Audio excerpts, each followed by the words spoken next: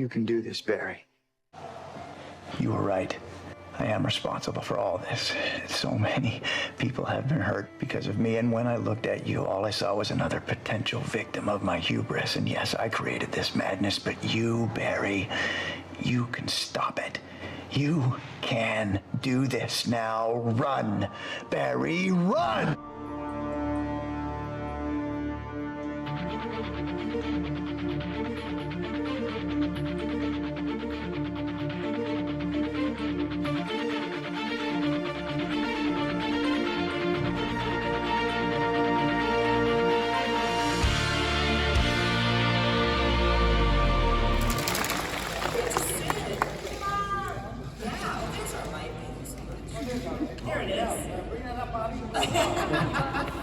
Tom, welcome. Thank you. Thank you. I know I have a microphone, but I can also fill a stage. Can you hear me? Thank you. Yes. Our shoes match. I just noticed that. From Boston. Welcome. Oh my goodness. So, you've been to Boston before? Look at my shoes. That should answer that question.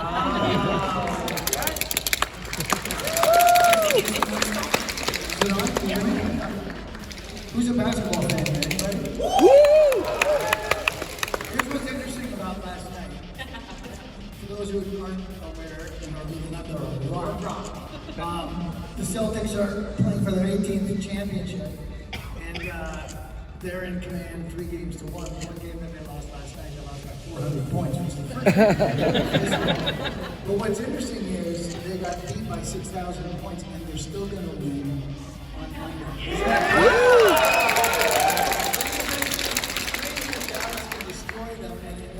Everybody knows, yeah, fine, but we're going to win in Boston.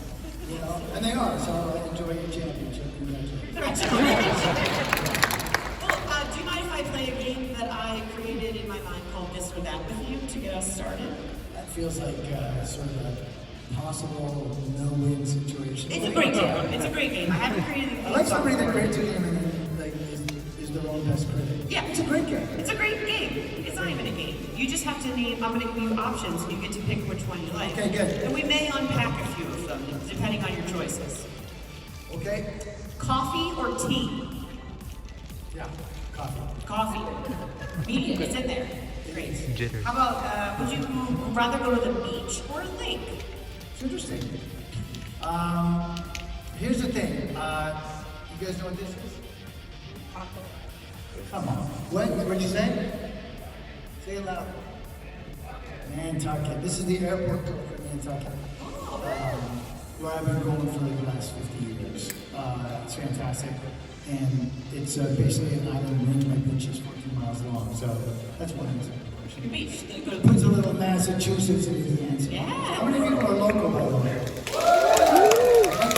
lot of times we do these cons, and you know, it's a lot of import. So it's nice to see the city represented. It's true. I'm from Philadelphia. Please don't get mad at me. Yeah. Thank you so much. But yeah, when I'm in Philly, it's like, man, the crowds have their own personalities, and I absolutely love it. It's true. Yeah. All right, this is a very hard-hitting one. Would you rather a Coke or a Pepsi? Coke, for sure. Yeah. No one has said Pepsi yet, just so you know, after like the 6 interviews I've done. So. What's interesting is apparently Dr. Pepper. Has anyone read this? Dr. Pepper. Yeah. How's that possible? Who's drinking Dr. Pepper? They say, are you? Because I've been asking people this question. How? Anybody else? Just this is one person. Because here's the thing. In the stats that they're putting out, the soda stats, Dr. Pepper. By the way, we will talk about the flashes. Actually, we're going to talk about scraps and flashes at some point. We will talk about that. But and we'll open up to questions you can all ask questions. But they released a report saying that Dr. Pepper has made inroads to like de-lodge Pepsi from the number 2 spot. And I'm like, I know that Coke is the dominant, but Pepsi is the number 2. How does Dr. Pepper sneak in there? And it feels like some hacker somewhere. It's just like Who is this person? Because I'm asking that. Well, that's one. Let's do our own test. How many for Coke? Yeah. How many for Pepsi? You see, that's almost perfect. How many for Dr. Pepper? I think I'm just trying to prove a point here. How about Okay, speaking of like, Flash and everyone having superpowers, would you rather be able to fly or be invisible? Well, superpowers, let's change it now. Think about the superpower that we want to have. And for those that have like followed these panels from coast to coast, and hopefully my answer is always the ability to eat non-stop pizza with no deleterious effects. Yes. Think about that. Think about that for a second. So like, it cancels out. You can have, like, if you want to stay fit, if you like have to act opposite Grant Gustin, who's like, at 18 and super in shape, and you have to put on a yellow super suit, and he puts on a red super suit, you kind of can't be on, you're not wearing like, Ben Affleck and Batman, right? He had that metal iron Batman suit that basically had all the abs chiseled on it. The kid could be on a, by the way, he's from Boston. He could be on a donut diet all shoot long. And they just squeeze him into the middle Batman suit. He's fine. Whereas on the Flash, we're like, these things are skin tight. You kind of can't have like 60 pieces of pizza the day before. But can you imagine, and I'm talking about like no ill health effects, eat as much as you want, doesn't do anything detrimental to your body or anything. So you're basically a ninja turtle. Think about that for a second. Yeah. People are like, I'd like to fly. It's like, after a month, are you like, it's all just walk. It's airplane, like, I'm not gonna fly, like, bugs in the face, it gets old, you know what I mean? But imagine like, you could have as much steaming hot pizza as you want. I'll take it. I'll do that. Okay, good. Anybody agree with this or no? There's notes last time, speaking of pizza. Pinocchio's, everyone knows, notes? What'd you get? Do you mind sharing? I had a cheese, then I had Daniel, you here? He left. So we had like a cheese pizza, and then we had a pepperoni pizza, and then we had a cheese pizza, and then we had a pepperoni pizza, and then we had a pepperoni pizza. So that's why that's foremost in my mind. I was like, at the end of the night, walking away from Howard Square, I'm like, I feel awful. If I had that superpower, friends. Ooh. So speaking of the Flash, I'm wondering, like, when you got the opportunity to be on a show like this, was this ever a goal? Like, man, I'd love to be in like the comic sort of world, or even just the DC verse, or anything like that. Or was this like a surprise in your career? Who's your favorite? Let's just open up to the crowd. Who's your favorite? No pandering, please. Who's your favorite? Like nemesis, arch enemy in the comic? Sure. Oh, Joker? Like closer. I'm with you on Joker. Flash. My point is only this. There's some like standards, right? Some huge ones. Lex Luthor, the Joker, right? To have the opportunity to play one of the like the bigger arch and well-known, the Reverse Flash is one of the things in the pantheon. When you're acting, you don't expect an opportunity to be able to, but only so many of us can don like one of those super suits that I was talking about earlier. There's only so many to go around, and when you get the opportunity to put one of them on, it's a bigger privilege, and it's certainly completely unexpected, and one that I'm always grateful for. Do you approach the, like, from going on a show before, like, something like sitcom-ish type thing like Ed, do something like this, do you approach it differently? Do you study up because it's, the comic book verse, you can learn so much of that was already created? Yeah, that's a great question. First off, that's a great question. It's like, what's the preparation you do for any role? I think that sometimes, I did this thing called Green River Killer, which is a mini-series, and they actually, it's a true story about the most prolific serial killer, Dave Ridgway, in American history. And I played the king cop that got this guy over the course of 30 years. True story. So there was a massive amount of pressure because they couldn't catch Ridgway, they couldn't catch Ridgway, and then the DNA testing became more advanced, and then they did. And this guy's doggedness was ridiculous. And so it was like a 4-part miniseries. I think it was like 8 hours or 4 hours, something like that. Really well directed by this woman, Norma Bailey. And so, and they honored him, and they did it. They premiered down in Washington D.C. And I felt like at the end of it, the crowd, like they introduced Dave, and the crowd stood and clap for him because of like what he done. His origin was killing like 7 people. It was ridiculous. And he, because of his determination, after like again and again, the trail goes cold, he manages to get his guy. And so like the raining down thunderous applause for Dave is like kind of really special. And I feel like when you have to play a real person, there's all this added pressure. When you're playing something that's not real, but that is canonical, like the Reverse Flash, you kind of have to do your homework. You're not just inventing, like when you mentioned Ed, like Dandorian and Scrubs and stuff. These are like genius writers, Rob Burnett, Bill Warren, who was shrinking and Cavanagh. So, like, you just want to live up to the words that they wrote. Right, yeah. But you create like Marlon Brando was talking about the characters that can build out a cage. And once you've got that cage, you can rattle the heck out of that cage. So when you're making up your own character, I like to rattle that crazy. And so when you do something like where there's comics, you have to be careful that your cage you can build is true to what's coming before you want that respect that. So yeah, so Reverse Flash isn't long with the answer, it's boring. But yeah, there was a lot of stuff that we really wasn't necessary to try and there's a lot of people out here and everywhere I go that have known more about the multiverse than I did going in, and you want to respect. Respect that, exactly. Yeah. And I think that's kind of the honor of putting on those shoes that people have expectations. But I feel like since you got to play so many different versions of that character, did you have? Then I was winging it. Okay. So there's Sherlock, right? Both Sherlock, right? He's elegant, that guy. And I just made that up. And then there was HR. I love this coffee. It's great. I made that guy up. And then there was Harry. I made that guy up. And then there was Nash. And there's a whole bunch of there was else. HR is my favorite. There's a whole bunch of I think 20 somebody said on the internet. And those guys, that was just question. That was one guy for me. So I felt really bad. I had a whole bunch in my back pocket. There was Ernest Wells, which you never got to, because the show got canceled, but that guy would have been fun and annoying for Gustin and everybody else. There was a whole bunch I had in my back pocket. So those characters were a joy to create and annoying and shameless as well. Did you get to be a part of the kind of what, because obviously they're going to write for you, or every year I was like, I'm out, thank you. And then they'd be like, well, what would it take to come back? I'm like, I have a great German accent. Honestly, it was like Todd helping the showrunner. These conversations were hilarious, but there'd be a thing where like, what if? And I would say like, he's like Sherlock Holmes, but he's French and he's tracking down. He's tracking down himself. Yeah. The Reverse Flash. That's the guy that he's got to get. And the phone on the other day would go quiet and he'd be like, you're killing me.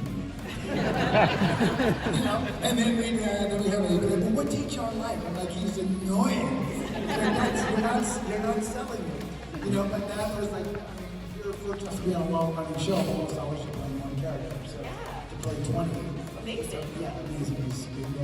Well, and then you got to do some of the crossover stuff. Like, can you share sort of like what? Because it's like you're stepping into someone else's house for a bit, or they're stepping into your. They wouldn't know what hit them, right? Because they knew they had some big. Everybody on the show has a big idea of what somebody does on the other show, but nobody really knows. I mean, I think some people watch them. I didn't watch them, so like, I think most of the time you don't really know. You sort of have a sense of what Dave is up to. You know what I mean? Yeah. But you don't really know. And then so they go, hey, Tom plays the arch enemy. He's the villain. And then you show up and they'd be like, what do you think you're doing? You're stupid. I don't like the way you look. And they'd be like, what's happening? And the crossovers, they'd be like, you didn't do this last year. I was like, that was a different guy. I'd be like, what the hell? And Dustin always be like, yeah, you just gotta go with it. That's wonderful. Folks, I'm going to turn it over to you. If you have some questions, we have a mic in the center so you can make a nice cute line. And we'll try and get to Make sure it's a nice cute line. Ooh, nice cute line. no running by the pole. Careful, Randy. I promise we'll try to get to as many as we can. But we'll try to get it's not told you. How long's the panel? 4 hours or 5? Okay, good. I'm here for the entire day. But I'll try to get to as many as possible. But so I can do that, please keep yourself to one question and don't turn into Chris Farley where you're like, remember when you did this? That was cool. Like, try and ask the question. Yeah, also. Yeah. Which was your favorite ones to play? That's a solid question. And here's it sounds politically correct, but I don't play, I don't play HR and wish while I'm playing HR that I was playing Harry. I don't play Sherlock and wish I was playing Nash. So the one I'm doing that day, I'm grateful for it. But the Reverse Flash is my guy. Like, I wouldn't do the show without the Reverse Flash. The favorite thing to do on the show is the stunts, with the stunt woman and stunt man. I play college basketball. They're like an actual college team that you bond with, and they take care of you, and you take care of them. And so, yeah, the Reverse Flash is always kind of the hub around which all the other balls spin. Thank you for the question. Thank you so much. And share your name with us. We like to know who we're talking to. Hi, it's Richard. Hi, Richard. And my question for you, and you're going to hate it, is if you had to... Don't tell me about it. Richard's like, I know you well enough to know you're going to hate it. I'll decide whether I hate it. By the way, here comes a comedy alert. Go, Richard. Well, I know playing the villain is fun, but if you had to play a hero across any fandom, which hero would you want to play? I hate that question. Thank you, everybody. A good person?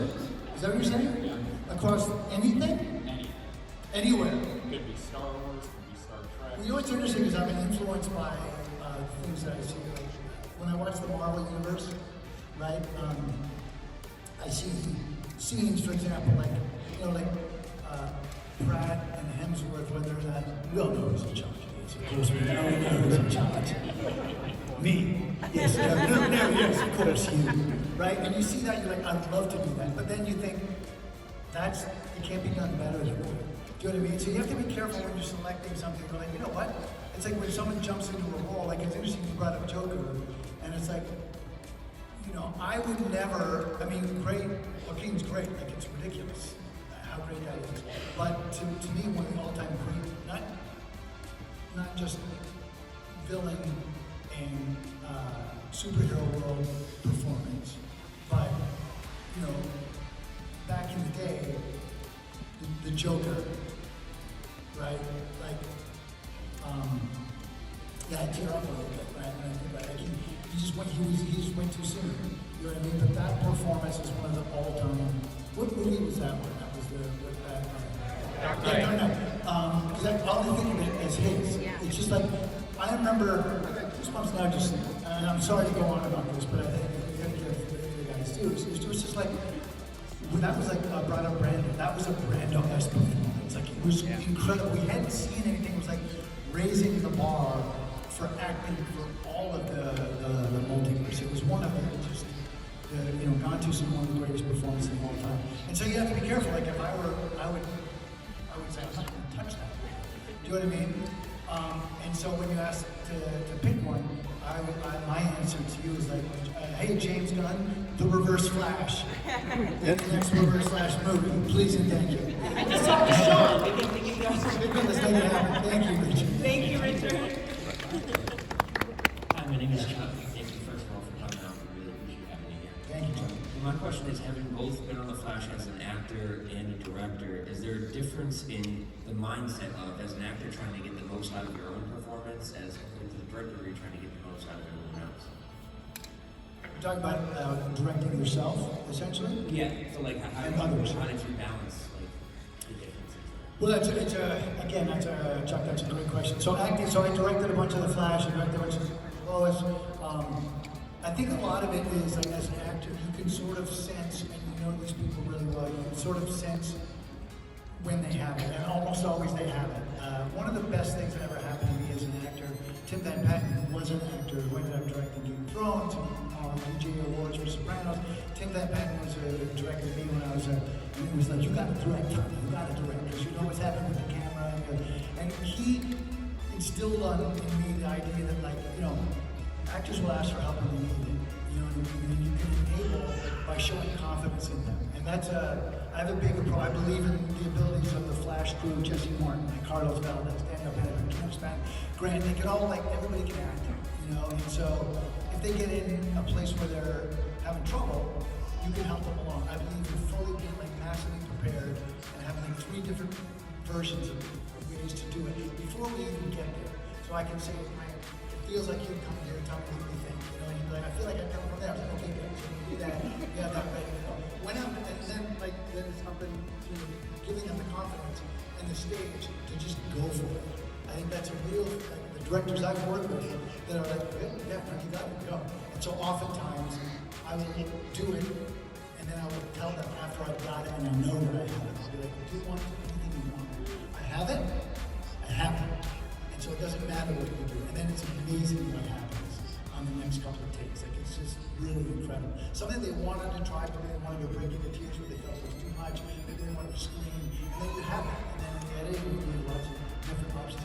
When I direct myself, it's funny because people think, oh, it's going to be indulgent. The great thing about directing myself is you get one thing, don't screw it. Like, we got to keep it moving, we got to be on budget, we got to make our day. And the next thing is, like, I know in the edit room what shot I want to use. So I don't need all that extra coverage, and it just spins the wheel, it moves so fast. I know I'm only going to use it for when we step up.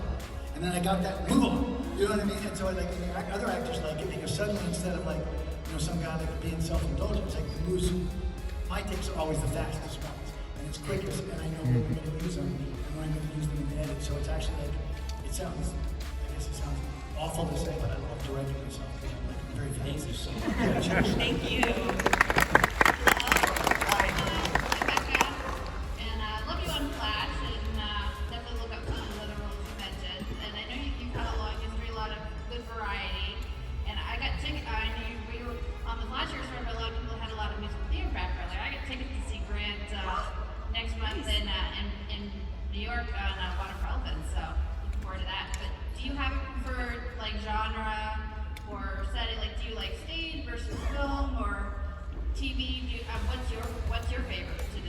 Yes.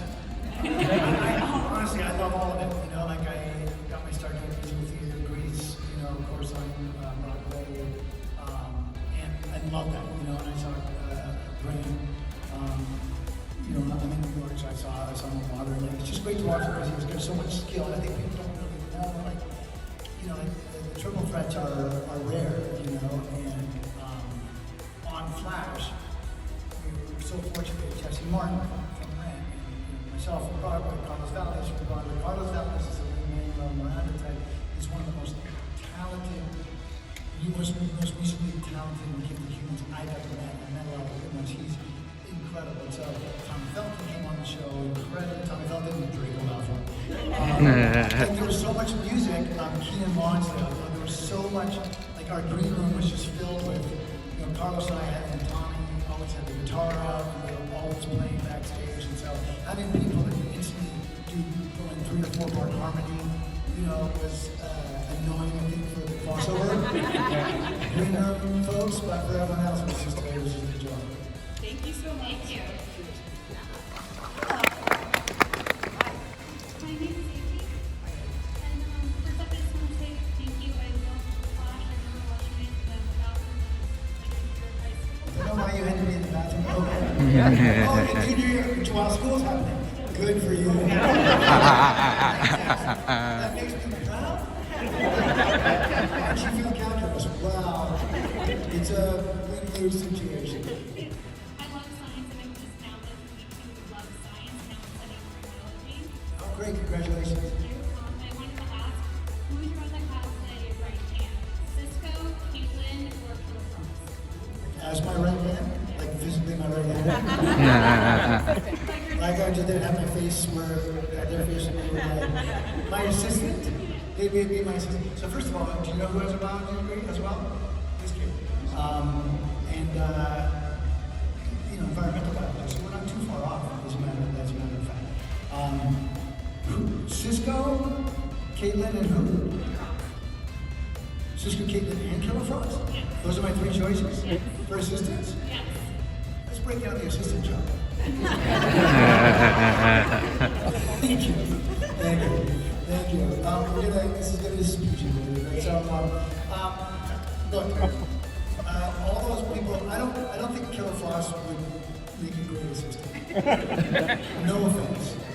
I think it'd be a lot of like, why am I You know what I mean? Caitlin, I mean, she's like, it's what I do already. You know what I mean? Cisco, is that a thing? I mean, I think if you have to talk about Cisco, that I couldn't have him as assistant because he would just hate that. He'd be like, I'm sorry, you're assistant, I'll get more coffee. I just got your coffee 5 minutes ago.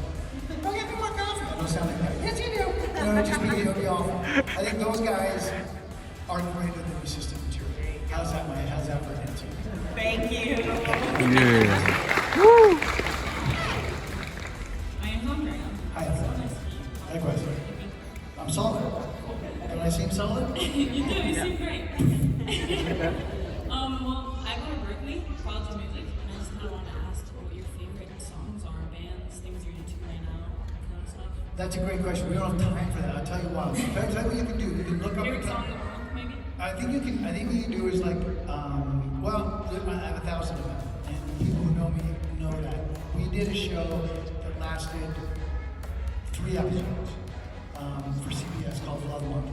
And on that show, you'll find a number of either songs that we wrote, Adam Schlesinger wrote, may he rest in peace. Like there's a number of people who we worked with in 8 episodes, and you can look at that show and you'll find a lot of episodes. Peace, Red 11, so all these kind of like incredible music. Nick Hartford for Morning Comes Electric was our music guy. So if you like music, here's just really quickly. Every morning in my trailer, we have a list. We have unknown band, up and coming band, established act. And so the unknown band, for example, like what's the one Natasha Bedingfield? Before she was known, she was up and coming, and then there was Penfolds 5, and then John Cooper. Like, it was just one of those kind of shows where you just had Indianapolis was a goddess to me, you know. And so every morning I would start by listening to music of people who were like 9 tracks of people who weren't known yet, and like most of them became like massive. And so if you're a music fan, there's nothing greater than that. Like Dee Dee Karen's here, and she took me to Coldplay. Are you here, Dee Dee? Are you in the audience? So this is Dee Dee back there. Raise your hand. So she basically discovered Coldplay. I was going to say that out loud. And she's like, we're both music files. And she was like, you got to come and see this band at Hampton Ballroom tonight. Coldplay. I'm like, that's a dumb name. So then we go. And then like he starts playing Yellow and Sparks. I'm like, what the F just happened? Nobody knew these songs yet. And I'm like, how old Dee Dee? How old is he? He's like 24. I'm like, but she was he's an old soul. So I feel like we spent enough time with Tom Cavanagh music right now, but that's your answer. You can go look at Love, the show. The name of the show is Love Monkey. 3 episodes and out. You're welcome. Thank you, thank you. Hello, Mr. Cavanagh, and call you Tom. You can call me Tom. My name is Evan Santiago. Evan, I'm really going to call me Tom whether I said no or not. My question is about. What's your question? My question is about for James Gunn's new DC universe. Do you think that Grant Gustin should play the Flash in the new DC universe? Because Ezra Miller has gone. Yeah. First off, is anyone filming this? Yeah. Is this being filmed? Yep. So it is being filmed? Yes. Okay, good. So, Mr. James Gunn, we've been doing this little dance, James. James, you and I, we just go way back, we're doing this dance. And I think we both know how it's going to end. I'm going to come work for you. Will it be the Reverse Flash? Or will you get like a C-list or a B-list or an A-list person to fill that role instead of me? I hope it's me. I definitely want to do that. If they wanted to hire Grant Gustin as the Flash, I can understand that. Grant Gustin is an incredible Flash, but here's what you have to think about it. When James and his team put together the Flash, and a bunch of us have had this dog and pony show for a decade, they're like, they've done their thing. We want to do our thing. And I have nothing but the utmost respect for those decision-making processes, except, please, can I come join you? Woo!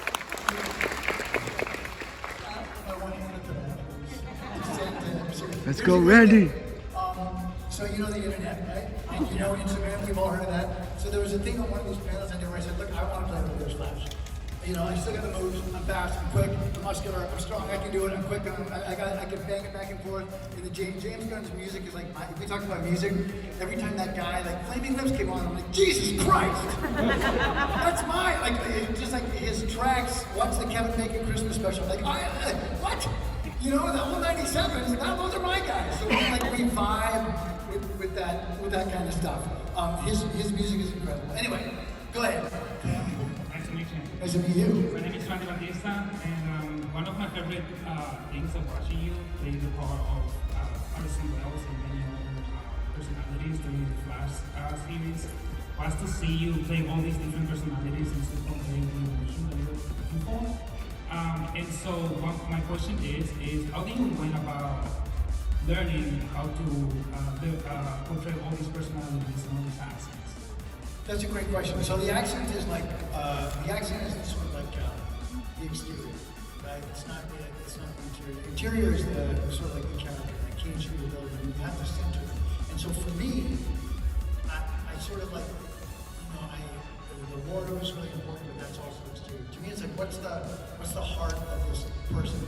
What do they want? How are they built? And you sort of get a sense and start chiseling away through like HR. He's good-hearted, right? He wants to succeed. He's insecure, right? He wants to like be considered on the same level as people that he admires. Like so many of us, right? And those become your starting points, and then you start. That's your center. You kind of start working out with, and then you get to like, you know. Well, then he's kind of talks like this. Or like, Sherlock is deep and dark, right? He's got a little trouble, and he's got a super incredible mind, right? And so he hates everybody because they're all stupid, right? He's very arrogant. You know, and so that becomes, you start building these things, and then like once you've centered them, you can go from HR, you can go to Sherlock, you can go to Harry, you can go to Nash, you can go to all they can just do, you have them centered, and you can just go from one to you know, you can go to West 2.1. You know, you can just do all these, you have them centered, and you can access them at any point, but the centering takes a little bit, you know, but the emotional part of it, what they want, is that's the center. I don't know if that answers the question, if that's but once you have it, you lock it in, then you have it, and you go from one to the next, to the next, to the next. That answers my question. Okay, good. Thank Cheers. you so much. There's that James Gunn everywhere. And the internet and the Instagram, they're like, there was a big post that I saw, Tom Cavanagh wants to play the reverse flash in James Gunn's DCU. Sort of, right? And then underneath it was source. Tom Cavanagh. Yeah, because somebody asked me a very good question before, but you didn't. Tom Cavanagh. The first one. Well, next up we just need James Gunn to make one that just says James Gunn wants Tom Cavanagh. Source. James Gunn. That's a much more powerful source. I was very I'll take that for 2 kids. If I didn't, I would have said. I'm Josh. Hi, Josh. I grew up and absolutely loved Scrubs growing up as an older brother. Hey, Yeah, exactly. Loved the annoying older brother coming into town like chaos. It was awesome to watch. I'm just curious what it was like coming into a show that had such a, well, I was going to say established fan base, but that kind of had a chaotic fan base at times. What was it like coming in as a character like that and then being a few episodes away before you come back in? That's a great question. Does anybody else know Scrubs? Yeah. It's about Ted Lasso. Bill, I don't think got enough recognition. I don't think got enough recognition. I don't know necessarily that those people should have won all the Emmys. They should have, but I think part of it was, it was an NBC show, Bruce Babies touched on. I think a lot of that had stuff to do with it in terms of, but I thought the show was brilliant. And so a lot of it comes down to how was it for me? It's like, it's so rare. It really is rare to play a character on a show like Ted Lasso or Scrubs, where like they just make you laugh for 20 minutes and really break your heart. It's really, really hard to do that. Not a lot of people have the skills to be able to write that. And so when you're a person who's invited to be a part of it, and then you show up on a set like Scrubs, one of the reasons I love that show so much is not just like the quality that I think the writers and Bill did, but also the people. Bill has no asshole policy. Everybody here is, if you're a bad person, you're not. So everyone there is like, they're humble, they're good, they take care of each other. That team, like the acting team, like Donald and Zach, they're best friends in real life, you know? Johnny C is like, he's amazing. Sarah Chalk, that they're all incredible. Judy, you know, they're all like such, all of them to a person, incredibly gifted, but also humble and well-known. So you didn't go on that show and feel like, hey, sorry, I can't. Like you go in and, you know, my character is obnoxious and brutal, you know, and they're like, that's awesome. Hey, welcome. They gave you show up, they give you hugs. It was like a joy, a gift. It was just a giant gift to be a part of that show. That's awesome. Thank you so much. I get to be the baddie and say we have time for like 3 more questions. So if you don't feel like standing, you can sit. But I'll be the bad guy today. Yeah. Is that good? Okay, great. Your questions all day long, but I am in charge. the villain. Hi. Hi, Tom. Hi, Armando Molina. I just want to thank you. I've been watching The Flash ever since it first came out, and it's one of the best. You were definitely the best of the show. And so my question for you is, did you get to keep any of the props from the show? And if not, which ones would you want? Keep / steal? Here's the thing.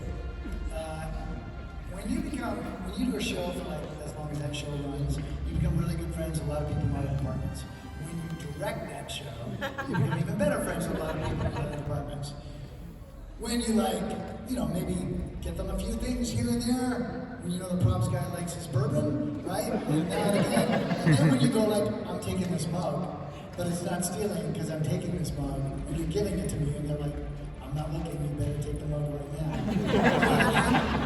But I try to take a couple of things. Kate being our costume was super generous. I always like to take on shows I do like one outfit, and I ended up taking like maybe, there's a couple of really cool like boots that she create for one of the characters.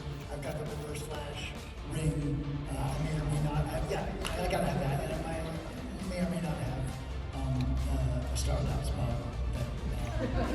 That's still Awesome. Thank you so much.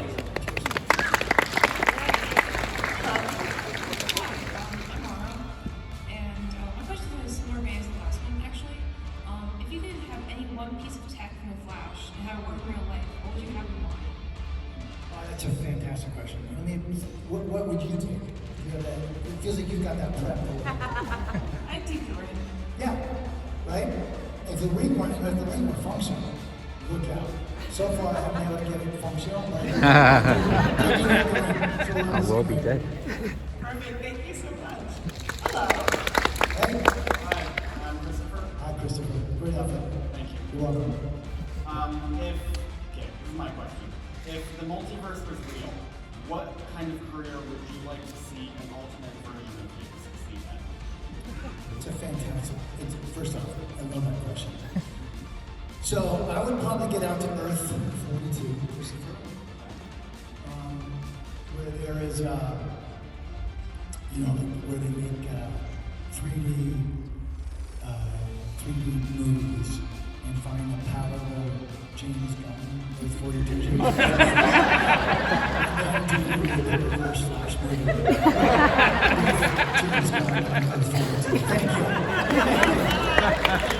This is my redemption story. Woo! We do have time for 1 and 2, and I swear we're done. Go ahead. My name is Jay. Usually I was going to ask about if you want to play reverse Flash in the DCU. Do I feel like I've answered that? My question now is, throughout the show, The Flash, do you feel like it's getting a little bit repetitive, like they kept adding new speedster for the Jack, it's tough. Like it really is tough. Like I'll tell you why it's tough. If you back in the day when there were 4 networks, I was telling you, I started acting in 1940. 1955, our boys were just coming home from the war, and I started acting.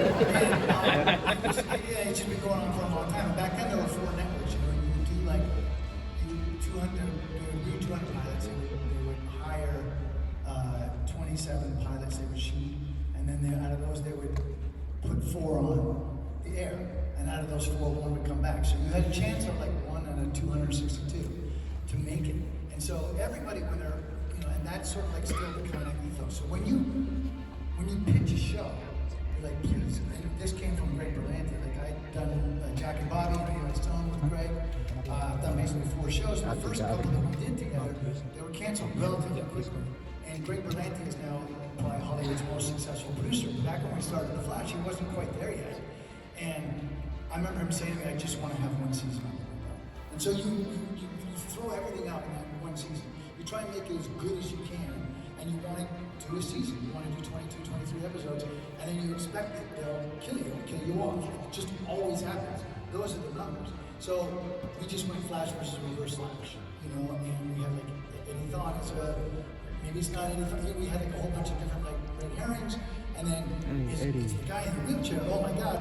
You as the audience know, and we don't know. And then like, oh, Iris discovers Barry's the Flash, and they fall in love, and then I kill Cisco, and then like Flash versus Reverse Flash, and he wins. And I'm like, okay, that's it. We're over. We're done. We did it. And then the network's like, all right, great. What do you got for season 2? We're like, what? Then we do season 2. We do Zoom. We're like, okay, great. Phew. Then like, what do you got for season 3? What? Avatar, exactly. But after a while, it's like, holy cow, we got to keep doing. When you do a decade worth, you know what I mean? Like, I think repetitive is, in a strange way, not exactly what the audience wants, but there's a formula that pleases them. And you kind of have to answer that all while trying to be original. And it's impossible. If you look at the ratings on IMDb, it's impossible.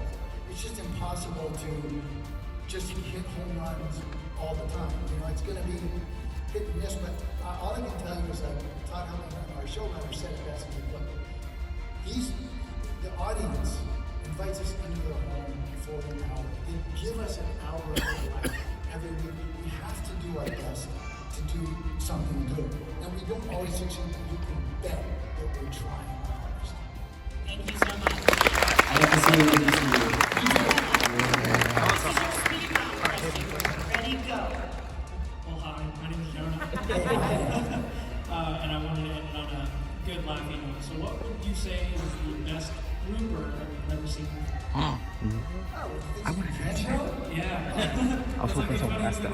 So I mean, you've probably seen other panels, and you probably know from the Flashcast that I'm in trouble. Yeah, so it's like, you know, something, you know, on the Grant's toilet seat, or like a trailer filled with balloons, or like Panda Baker having to, you know, she'd have a drink and I'd fill it full of salt. No, it's just like nonstop. You know, like I think the best though is like, you know, like the simplest stuff. Honestly, John, like whoopee cushion it up, or the fart machine, and they'd be like, Candice. And she'd be like, it's Tom Cavanagh. You know, so yeah, I mean, there's always room for play. Thank you so much. Woo!